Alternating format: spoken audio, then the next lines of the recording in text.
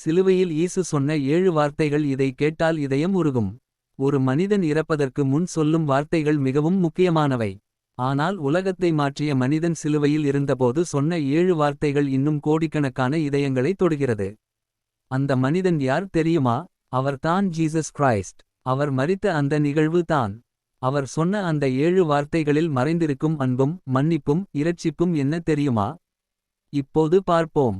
முதல் வார்த்தை மன்னிப்பு. லூக் 23:34. பிதாவே, இவர்களை மன்னியுங்கள், இவர்கள் என்ன செய்கிறார்கள் என்று அறியார்கள்.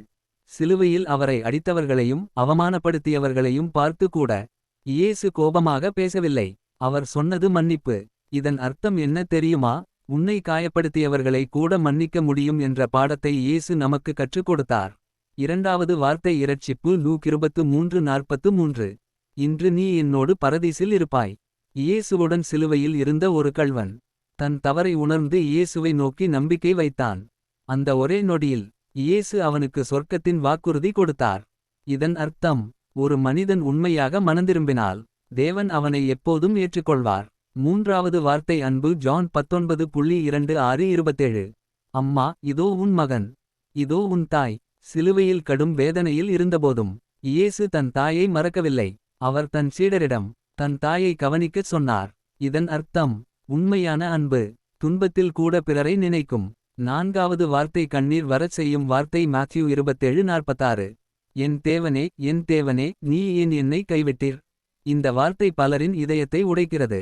அந்த நேரத்தில் மனிதர்களின் பாவத்தின் பாரத்தை இயேசு சுமந்தார். நாம் அனுபவிக்கும் தனிமை, வேதனை, கைவிடப்பட்ட உணர்வு அனைத்தையும் அவர் அனுபவித்தார். அதனால் தான் இயேசு நம் வேதனையை நன்றாக அறிந்தவர். ஐந்தாவது வார்த்தை தாகம். ஜான் 19:28. எனக்கு தாகம். இது ஒரு சாதாரண வார்த்தை போல தோன்றலாம். ஆனால் இதில் ஒரு ஆழமான உண்மை இருக்கிறது. இயேசு முழுமையாக மனிதராகவே துன்பத்தை அனுபவித்தார். அவர் நம்மைப் போலவே வலி, தாகம், களைப்பு அனைத்தையும் அனுபவித்தார். ஆறாவது வார்த்தை வெற்றி. ஜான் 19:30. முடிந்தது. இந்த ஒரு வார்த்தை உலகத்தின் வரலாற்றையே மாற்றியது. அது தோல்வியின் வார்த்தை அல்ல, அது வெற்றியின் வார்த்தை. மனிதகுலத்தின் இரட்சிப்புக்கான பணியை இயேசு முழுமையாக முடித்தார். ஏழாவது வார்த்தை ஒப்புக்கொடுத்த நம்பிக்கை. லூக் 23:4. பிதாவே, என் ஆவியை உமது கையில் ஒப்படைக்கிறேன். இறுதியில் இயேசு தன் உயிரையும் தேவனின் கையில் ஒப்படைத்தார். இதன் அர்த்தம், உண்மையான விசுவாசம் என்பது நம் வாழ்க்கையை தேவனிடம் ஒப்படைப்பதே. சிலுவையில் சொன்ன இந்த 7 வார்த்தைகள் மன்னிப்பு, அன்பு, நம்பிக்கை, இரட்சிப்பு ஆகியவற்றின் செய்தி.